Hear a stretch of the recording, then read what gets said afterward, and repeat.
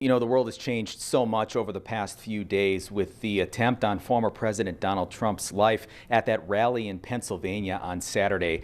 Now, for those who still get a newspaper, many people woke up on Sunday morning to their newspapers with this now iconic photo of a bloodied former President Trump pumping his fist at the crowd in Pennsylvania before Secret Service rushed him off the stage.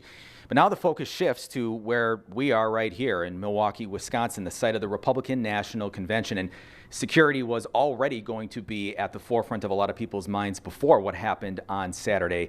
You know, we're told that there's going to be as many as 4,000 law enforcement officers from outside the state of Wisconsin here for the convention, including some from North Dakota. You know, I had a script for you earlier this evening for what I wanted this live shot to be at 10 o'clock, and then I had to scrap it and start all over. That's because just around the 9 o'clock hour at the convention here, Donald Trump himself entered the floor.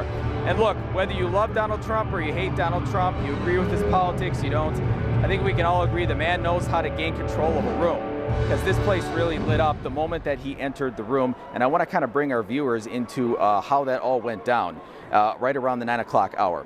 The former president appeared on the big screen, and of course everyone noticed right away that he had a large bandage on his right ear.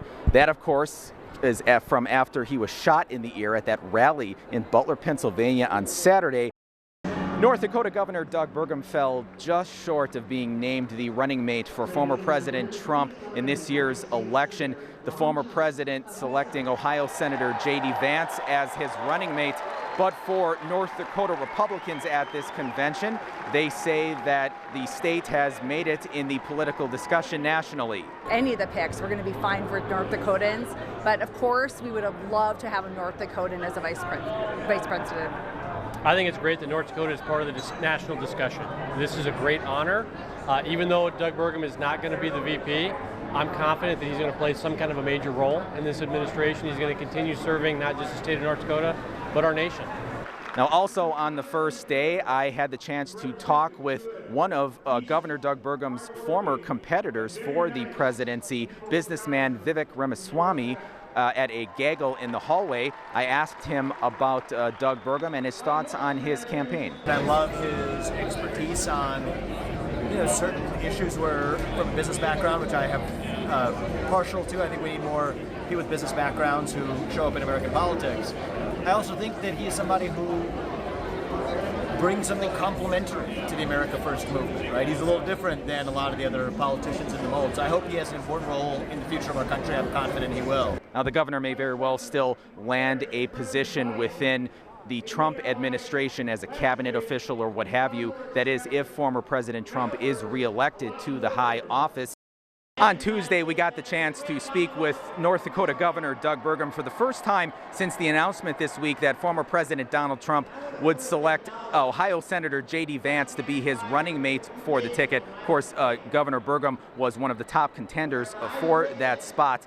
That was the question we asked him off the top, his thoughts on the selection. And even though it goes without saying it's a bitter pill to swallow for him, he was very supportive of the selection. He referenced what he sees as Senator Vance's small-town values and said that the Trump-Vance ticket would be a strong one. He talked about his conversation with the former president when he found out that he would not be the pick. Here's what he said. When I talked to President Trump yesterday after he made his decision, he called, and the first thing he said was, "Hello, Mr. Secretary." He's got a great sense of humor. I thought it was a great way to open that call. And he had super kind words for Catherine, our First Lady of North Dakota, all the work that she's done, eliminating the stigma of the disease of addiction. We also asked Governor Burgum about the attempt on former President Trump's life this past weekend at that rally in Butler, Pennsylvania. We talked with him about the conversations he'd had with Mr. Trump since then. He said that he had reached out to him and First Lady Catherine, and offered their well wishes, and he'd also contacted some of the other Trump relatives, his children as well, to show their support. Here's some of what he had to say. You developed a close relationship with the former president through this process. After Saturday, did you reach out to him and talk with him, and what was that conversation? Well, when we did speak, after that, the very first thing from Catherine and I was just thank God you're alive. Call it a miracle, as I've said, I think divine providence, but clearly it would have been such, we couldn't even comprehend what the change would have been without him. So that was our first thing, and of course having to get to know the Trump family, also had reached out to the kids in that family too. Governor Doug Burgum is expected to address the convention floor on Wednesday. On the stage you see here right behind me, we plan on bringing you coverage of his address. I'm standing here on Martin Luther King Jr. Drive in the heart of downtown Milwaukee. This really is an historic part of the city. Longtime Milwaukee residents will likely remember this as Old World 3rd Street in Milwaukee. Now, the street that was once known as Old World 3rd this week has been transformed into something of a new world. We got security, police officers, lots of it. If you look over here, you'll see this is the media entrance that Justin and myself have to enter every single day with Secret Service officers and what have you. All of our bags are checked. They go through everything. It goes through a metal detector. They check everything with a fine-tooth comb. This is one of a couple of media checkpoints that media have to pass through every day to get into the main zone where the arena, as you can see behind there, is where the event is taking place. Now, if you want to come back here, Justin and I, it goes without saying, have a lot of equipment to do our job here in the 21st century, to do live shots and what have you. I want to show a little bit here of this is the stuff that we have to take through every day. We got our live packs, tripods, we have backpacks with our laptops, of course we have our personal items, clothes, we have multiple camera sets, and we're even taking like dollies and carts here to carry some of this stuff around because we also have to walk from the area of the venue to where our car is parked. So we have a lot of work that we got to go through here, but I wanted to give our viewers kind of a window inside of what life is like this week for members of the news media from not only Wisconsin, but around the country and other parts of the world. A couple hours from now, Donald Trump will be taking the stage behind me to address the convention floor. This week I had the chance to speak with NBC News correspondent Dasha Burns. Mike, you may remember we spoke with her at one of the Republican primary debates in Simi Valley. Now, Dasha Burns was actually covering that rally in Butler, Pennsylvania when the president was shot and Corey Comparatori was killed and 2 others were injured. I had the chance to talk with her about how the events unfolded and what went down, as well as the goings-on at the convention so far this week and what she expects from President Trump tonight. Here's a bit of our conversation. Walk me through what was going through your mind when that happened and how you handled the situation and continued on with your job. I was actually just starting to walk down from the press riser. We'd finished filming a stand-up right around the time that the former president started speaking, and we were making our way down the stairs when suddenly we heard those sounds that you now have heard so many times in that video, and initially I, like so many people there, assumed it was fireworks.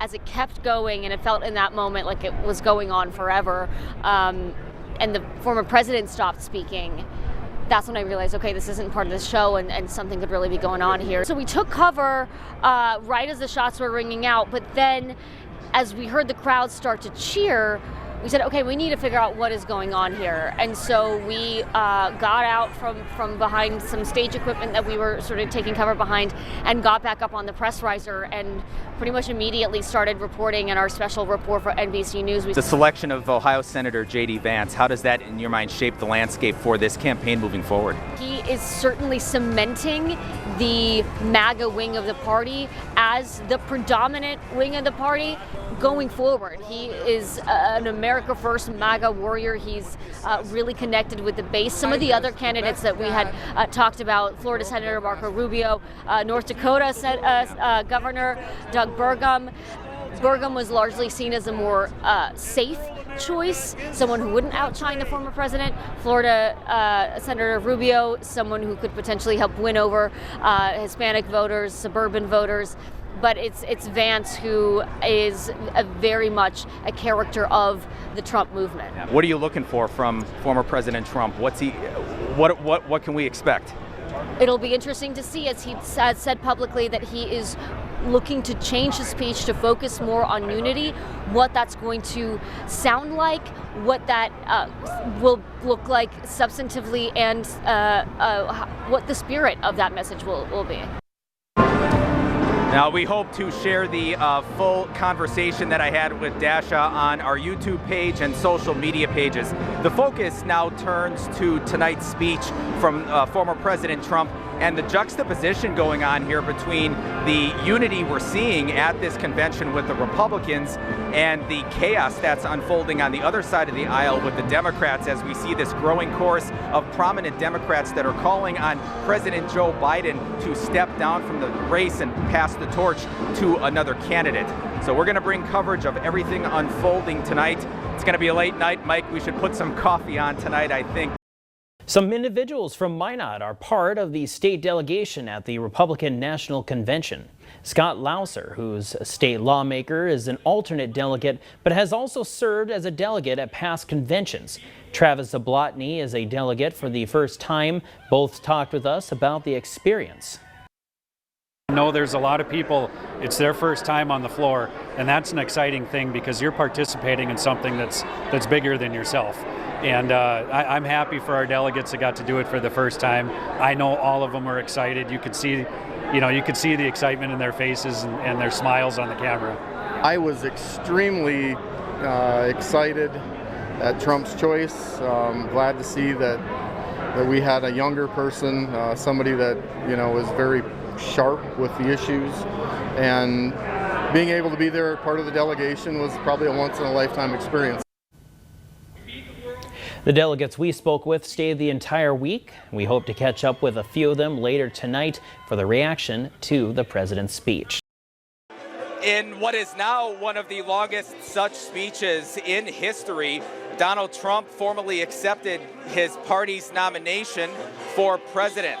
And frankly, at least in the first part of this speech, we kind of saw a different Donald Trump. He was a little more mellowed and subdued. The former president recounting at times in graphic detail the moments leading up to when an assassin's bullet struck him in the ear, almost killing him. He said when he realized he was bleeding, he collapsed to the ground. Listen in. I immediately knew it was very serious, that we were under attack, and in one movement proceeded to drop to the ground.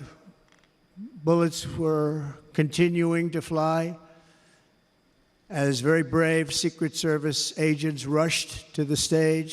Now, Donald Trump said to the crowd, "Frankly, I shouldn't be here." Now, to which the crowd responded by repeatedly chanting, "Yes, you are. Yes, you are." Now, the president said despite what happened, he remained resolute. Despite such a heinous attack, we unite this evening more determined than ever. I am more determined than ever, and so are you. So is everybody on your side.